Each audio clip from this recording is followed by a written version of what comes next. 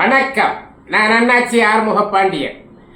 அருமை நண்பர்களே, சமீப காலமாக ஒரு பரபரப்பான செய்தி நம்முடைய அண்டை நாடு, நம்முடைய நேச நாடு என்று கூட சொல்லலாம், பங்களாதேஷ், வங்கதேசம் என்று சொல்லப்பட்ட பங்களாதேஷில் நடைபெறுகின்ற கலவரங்கள், மாணவர்கள் கலவரங்கள் காரணமாக அந்த நாட்டினுடைய பிரதமர் ஷேக் ஹசீனா அவர்கள் தன்னுடைய பதவியை ராஜினாமா செய்துவிட்டு உடுத்த உடையோடு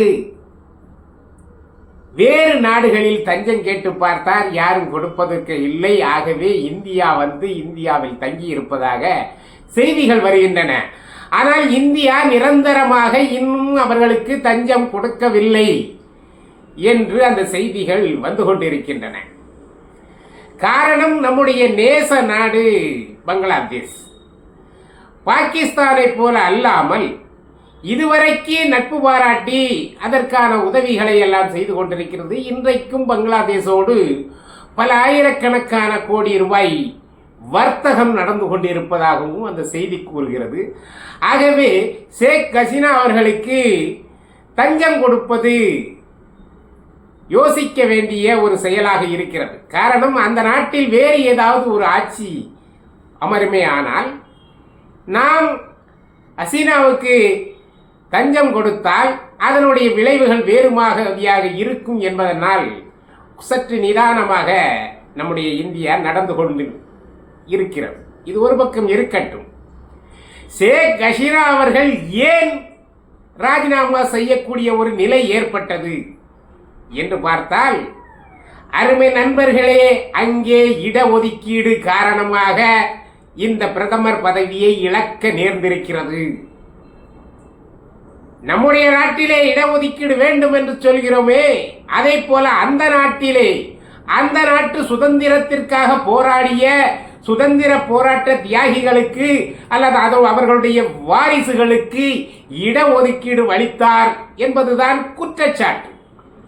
ஷேக் ஹசீனா அவர்கள் சுதந்திர போராட்டத்தில், வங்கதேச போராட்டத்திலே கலந்து கொண்டு, அந்த சுதந்திர போராட்டத்திலே கலந்து கொண்டு உயிரிழந்த அல்லது இருக்கின்ற தியாகிகளுக்கும் தியாகிகளின் பிள்ளைகளுக்கும் வாரிசுதாரர்களுக்கும் அரசு வேலை வாய்ப்புகளிலே இடஒதுக்கீடு கொடுத்ததின் காரணமாக அங்குள்ள மாணவர்கள் வெடித்து சிதறிவிட்டார்கள். கூடவே கூடாது என்று சொல்கிறார்கள். அந்த இடஒதுக்கீடு சட்டத்தை திரும்பப் பெறுங்கள் என்று சொல்கிறார்கள். அதன் காரணமாக மூன்று நபர்கள் தான், 3 நபர்கள் மாணவர்கள், அவ 3 அமைப்பாக வைத்துக்கொண்டு அவர்கள் ஒன்று கூடி இந்த போராட்டத்தை ஏற்படுத்தி 5 லட்சம் பேர்கள் ஒரே இடத்தில் கூடி இந்த போராட்டத்தை நடத்தியிருக்கிறார். பிரதமர் ஷேக் ஹசீனா அவர்களுடைய வீட்டை முற்றுகையிட்டு போராட்டம் நடத்தியதின் விளைவாக அங்குள்ள இராணுவம் ஷேக் ஹசீனா அவர்களை உடனடியாக நீங்கள் ராஜினாமா செய்யுங்கள் என்று சொல்லிவிட்டது. உடனடியாக இவர் ராஜினாமா செய்துவிட்டு அரை மணி நேரத்திற்குள்ளாக தனி விமானத்தில் ஏறி கல்கத்தா வழியாக டில்லி வந்து இறங்கியிருக்கின்றார் என்கின்ற செய்தி நமக்கு தெரிகிறது. இப்போது இந்தியா அவர்களுக்கு அடைக்கலம் கொடுக்குமா என்ற கேள்வியெல்லாம் அரசியல் கதை. ஆனால் ஷேக் ஹசீனா அவர்கள் இந்த நிலைக்கு ஏன் தள்ளப்பட்டார்? இவ்வளவு சிக்கலாக இருக்கின்ற அரசியலா என்று கேட்டால், இது போன்ற இஸ்லாமிய நாடுகளில் இது போன்ற பிரச்சனைகள் ஏற்படுவது சகஜம்.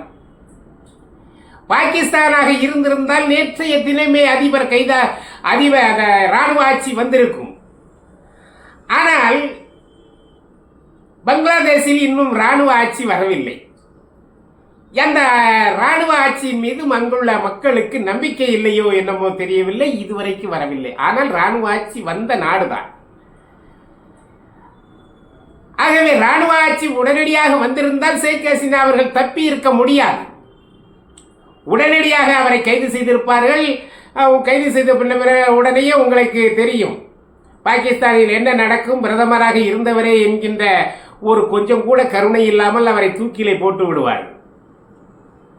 ஆனால் அப்படி இல்லாமல் இவரை தப்ப விட்டிருக்கின்றார்கள். மீண்டும் அங்கே ராணுவ ஆட்சி ஏற்படாமல்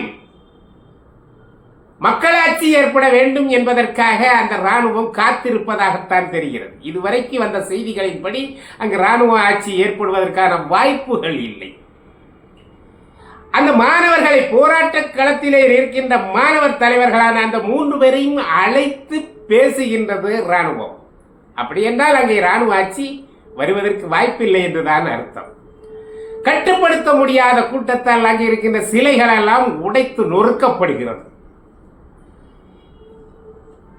ஒரு அமைப்பு போராடுகிறது என்று சொன்னால் அந்த அமைப்புக்கு பின்னால் ஏதோ ஒரு சக்தி இருக்கும் என்பதுதான் அடிப்படை. அது எங்கே இருக்கட்டும், எந்த நாட்டிலேயும் இருக்கட்டும், ஒரு போராட்டம் வலுவாக நடக்கிறது, அது நடப்பதற்கான ஆயத்தப்படுகிறார்கள் என்று சொன்னால் அதற்கு பின்புலமாக பல்வேறு சக்திகள் இருக்கும். அதை போலத்தான் இன்றைக்கு பங்களாதேஷில் ஏதோ ஒரு சக்தி அல்ல, வெளிநாட்டு சக்திகள் ஊடுருவி இந்த மக்களை உசுப்பேத்தி அந்த மாணவர் மத்தியிலே அந்த விஷ விதையை விதைத்து இன்றைக்கு போராட்ட களமாக மாறி இருக்கிறது.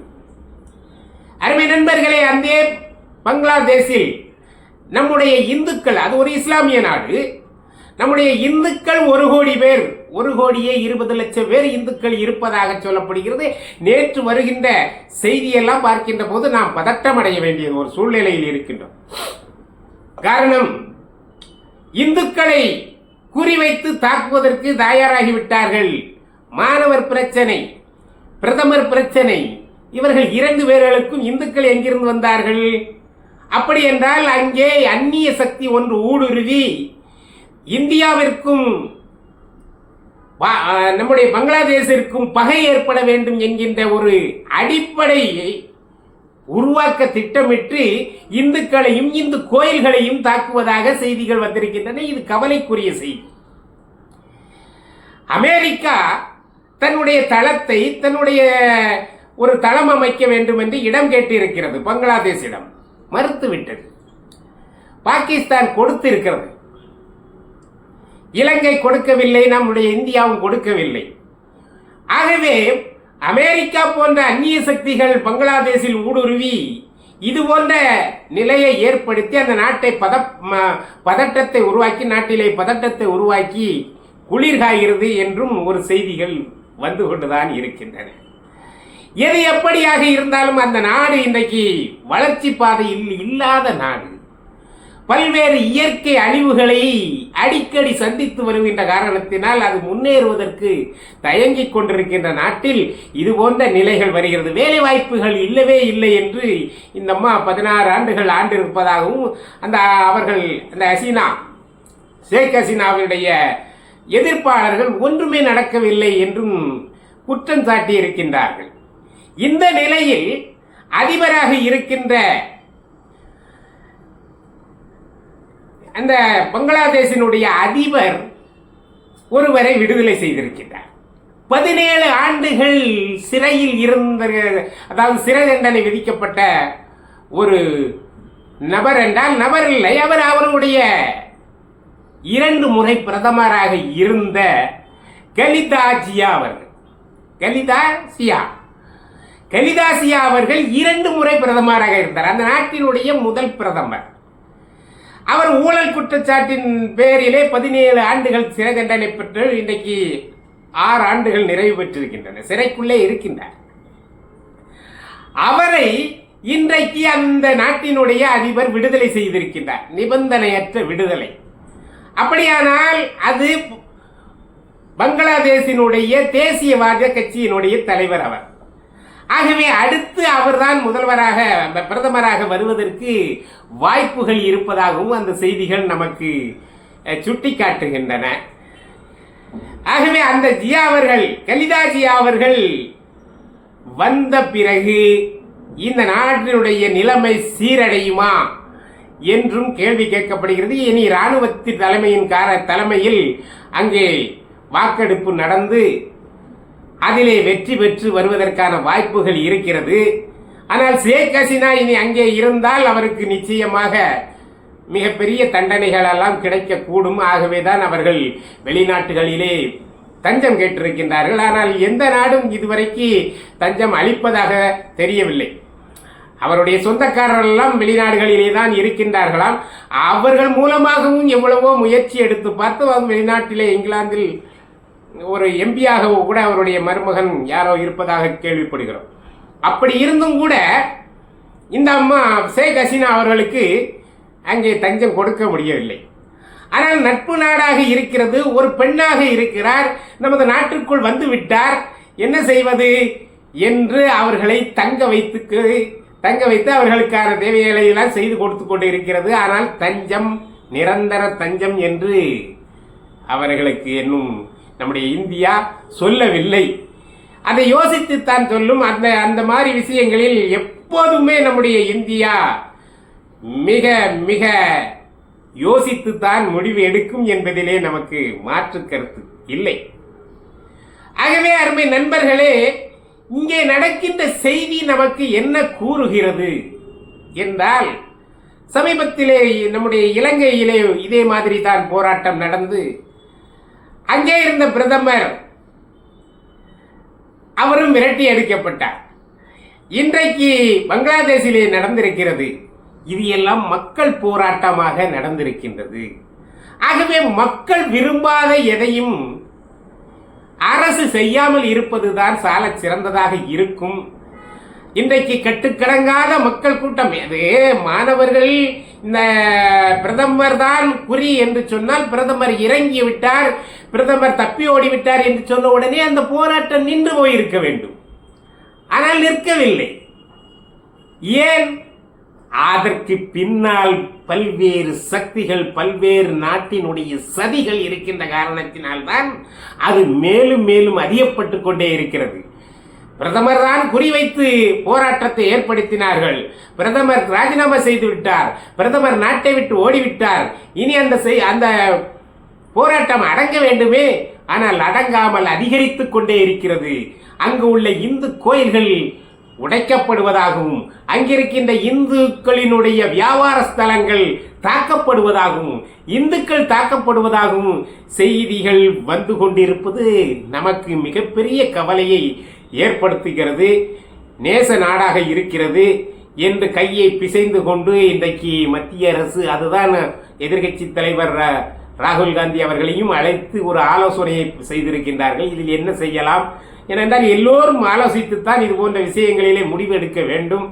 அந்த வகையிலே இன்றைக்கு பிரதமர் அவர்கள் அந்த ஆலோசனையை செய்து கொண்டிருக்கின்றார்கள். எது எடுத்தாலும், எப்படி எடுத்தாலும் அது நம்முடைய இறையாமைக்கு எதிராக இருக்கக்கூடாது. நாம் தனித்துவத்தினின் இலக்கமும் கூடாது.